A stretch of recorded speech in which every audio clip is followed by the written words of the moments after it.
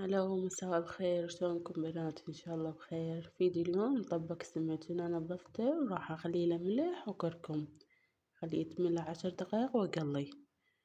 راح اسوي الحشو على صفحة.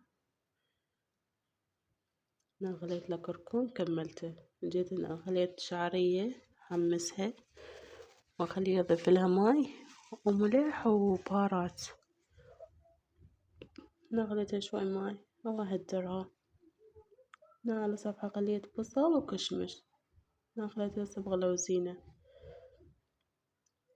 احمس بيها واخلي لها الزيت لحد ما تستوي، اضيف عليها الشعرية ونهدرها 10 دقايق. راح اجي على صفحة ننقع سمن واطبخنه. انا خليت سمن، انا سويت سمن بزل راح ابزلنه، ياخذ فورتين وابزله. انا خليت عليه صبغ لوزينة وهدره. هنا جيت اقلي السمك.